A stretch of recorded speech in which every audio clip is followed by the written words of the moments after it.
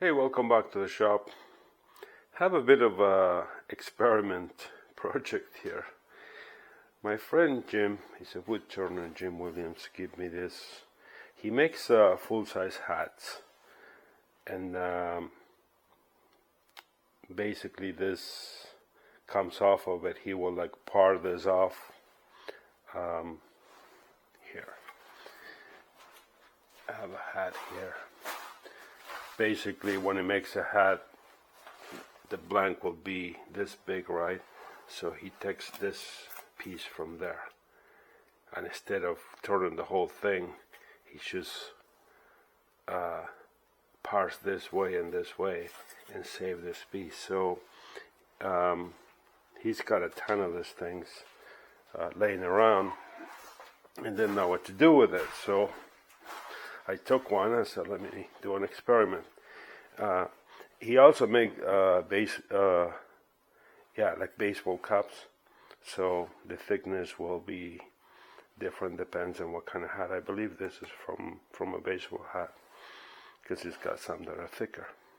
But I thought, if I can grab this and put it on the lathe with my jumbo jaws that I have to install on my chuck, and then make a flat here, and then glue another piece, we might be able to make a bowl that we can play with. Maybe carve it, or who knows. Anyways, that's the idea. I have ironically, I have a round piece that I cut off, but it's all cracked. I mean, I'm gonna have to run it through the planer, and it could work, but I had it mounted with a faceplate, and I don't know, it's got 6 screw holes, and I'm assuming they go probably at least an inch. So that may not leave me enough. And since it's got a bunch of them, I gotta come up with a few pieces. And yeah, I have a mess here, but you know, Kim is raking the leaves, and I'm gonna check. I got some walnut back here. I think I can grab one.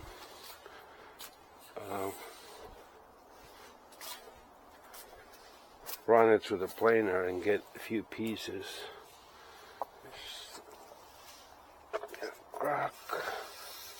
Here, something a little thicker. This could work. Mind you, this won't fit through my planer.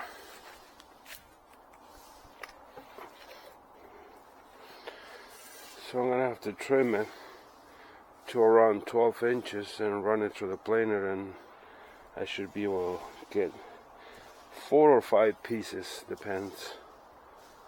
But that's what I'm gonna do. I'm not gonna bore you with a part of cutting and planing this thing, but I will show you some of the blanks that I brought for future projects,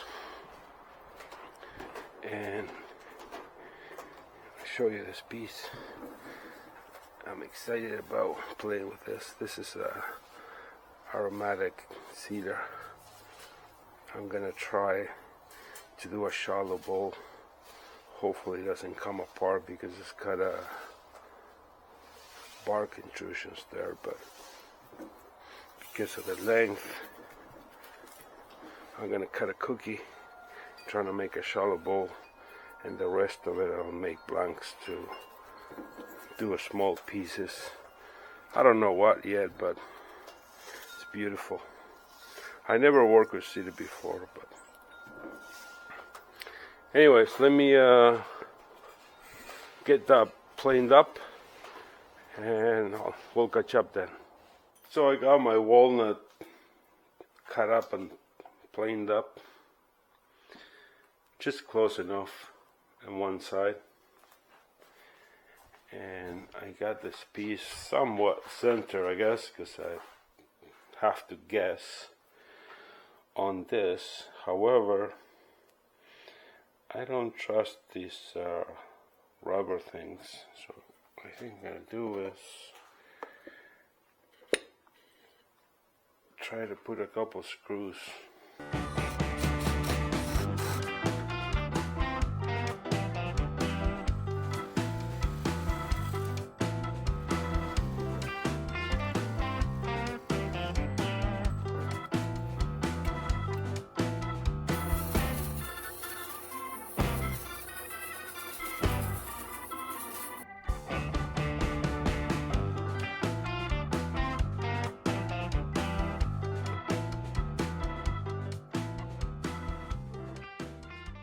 Yeah, that looks fancy. I'll see you tomorrow. Well, it's not tomorrow yet, but I was picking up some of my garbage, and I thought I'll give this a shot. Just clean it up a bit.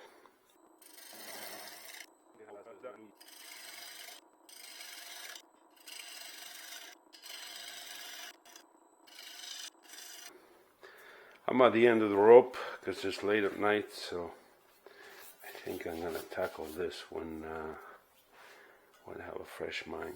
So I'll see you in the morning. Well, good morning.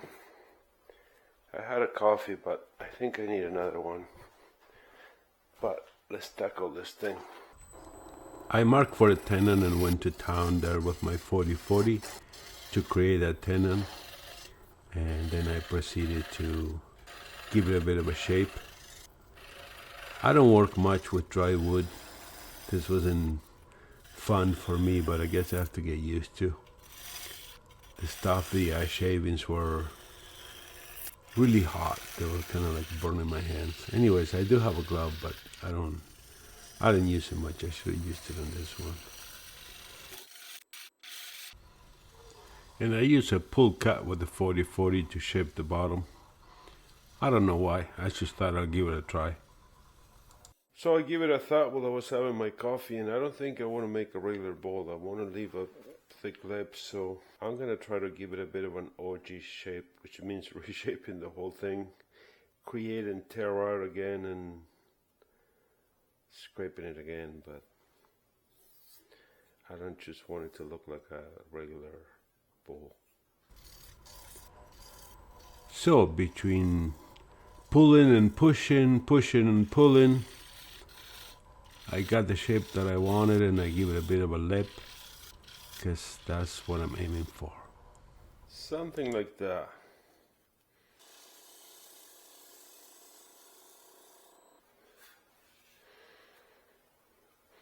I'm no worry about lines. Lines can be easily sanded. As tear out as the beef. Here I'm doing a bit of shear scraping, just a different angle on the pull. And then I got this nut here, so I'm doing the coffee trick where you cover the whole thing, throw some coffee, rub it off, cover it again with CA glue, and slap it again. Accelerant, you say? No, I don't like using that. It just becomes white when it dries, and I don't like it. I want the coffee look. You'll see.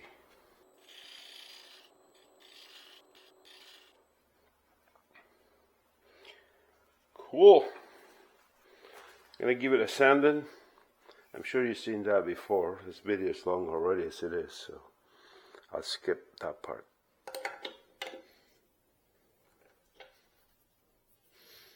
No gaps. So I flipped the piece around and I started the somewhat hollow, I guess, because most of it is already hollow. But I just flattened the face and I started doing a bit of a curve, which I don't know why I put so much effort into, because then I wound up changing my mind. Sometimes with the stuff like this, I didn't have a choice because of the glue line. I kind of had no control to what the shape was going to be. I had to go with it. So that's what I did. So I was thinking, This is gonna be too steep of a curve, so I'm gonna reduce this to about half in order to try to easy that curve a bit more. So here we go again, just doing the same thing all over again. And ironically, I still got a bit of a steep curve, not exactly what I wanted, but that's the way it goes, I guess. Here I'm putting more glue on the inside and coffee.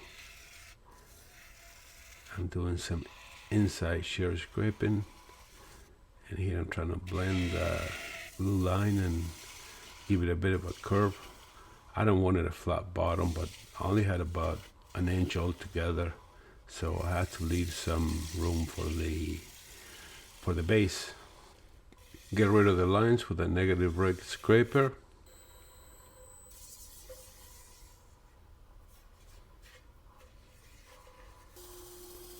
Some sanding. I went through all the grids, I turned it around, and here I'm removing the tenon, blending my curve there, rounding that edge on the tenon so it doesn't look like a tenon. I remove the tailstock, use my vacuum chuck to remove the snob, a bit of sanding, and that's the piece. So here's the finished product. I put a couple lines here because I will do some carbon embellishing with my new tool that I got, but that'll be another video, I guess. That's a nut inside. And yeah, this thing is like 14 inches.